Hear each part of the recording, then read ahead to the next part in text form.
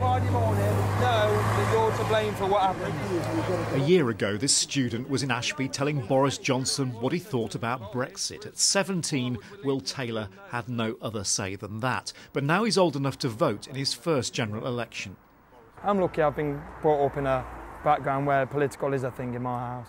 But I don't think in everyone's house, no one gets the same upbringing. I think in school, current affairs maybe should be on the curriculum. There's concern from the Electoral Commission that 3 out of 10 18 to 24-year-olds are not yet registered to vote, and many may have fallen off the electoral roll since the system was changed to make each individual register. Since last summer's EU referendum, 750,000 people have turned 18. There is concern not enough of them have registered to vote in this election, and they've only got a week left to do it. What we'll do is we'll head up into polling district D this afternoon. There have always been young political activists. These University of Leicester students are giving up their spare time to campaign for the Conservatives. Whether it's just reading the news occasionally or seeing the news on Twitter in the morning, it's vital that young people get involved in politics. It's just as important to young people as it is to all age groups. Them being the youngest, they're going to live the most, so they need to be involved in politics because it's their future.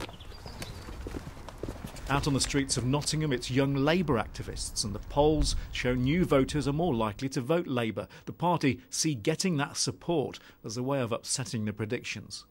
Even if you're not going to vote for a party which I would support, it's still critical that people come out and vote. And actually, you know, the more young people are involved, all parties, which not just Labour, all parties will have to listen to them and maybe reconsider some of their policies and target some of those policies to win those younger voters over. You know you're getting old when politicians look younger. In Mansfield, Katie Atherton is a director of a growing media company. She's been a Labour district councillor since her early 20s, but she's quitting. Politicians, she says, get too much abuse. People don't want to say anything wrong or do anything wrong to get negativity. And if you kind of nail your colours to the flag and say, well, do you know what, I'm from this party and I'm from this party and that's me, you are 100% going to get people that disagree with you. So what about those who don't engage with politics or politicians? We asked the Prime Minister, who was campaigning this week in Mansfield. Opportunities that they've got for the future, our future prosperity, depend on what happens over the next 5 years. That's about getting Brexit right. It's also about taking the country beyond Brexit. So I would say this is an important election because it will have an impact on them.